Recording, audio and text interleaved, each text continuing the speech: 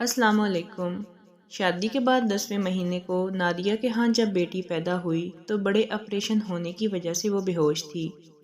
اس وقت اس کا شوہر، ساس اور نند گھر واپس جا چکے تھے کیونکہ ان کو بیٹے کی ضرورت تھی۔ بیٹی تو ایک بوجھ ہوتی ہے نا۔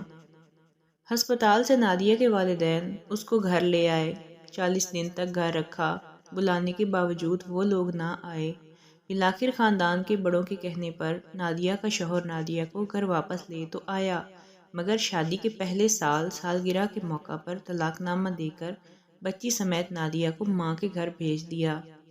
بیٹی، جس کو رحمت کہا گیا ہے، نبی اکرم صلی اللہ علیہ وآلہ وسلم حضرت فاطمہ رضی اللہ تعالیٰ عنہا کے تشریف لانے پر اٹھ کھڑے ہوتے تھے، اپنی چادر سے جگہ کو صاف کرتے۔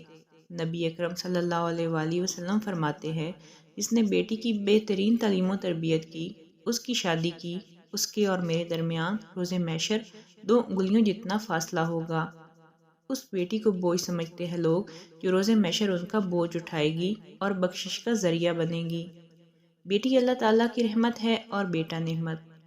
رحمت کا کوئی حساب کتاب نہیں ہوتا، جبکہ نعمتوں کی پوچھ گچھ بھی ہوگی۔ ہو سکتا ہے کچھ لوگ بیٹی روز قیامت کے دن بوجھ اٹھانے والی بات پر اعتراض کریں، تو احادیث سے پڑھ سکتے ہیں۔ بیٹی کی بہترین تعلیم و تربیت اور بروقت شادی کے صلے میں اللہ تعالیٰ کیا اجر دیں گے۔ بیٹی باعث رحمت ہے، اسے اللہ تعالیٰ کی رحمت سمجھیں اور اللہ تعالیٰ کا شکر ادا کریں کہ اللہ تعالیٰ نے آپ کو رحمت سے نوازا۔ اللہ تعالیٰ ہم سب کو رحمت اور نعمت دونوں سے نوازے، آمین۔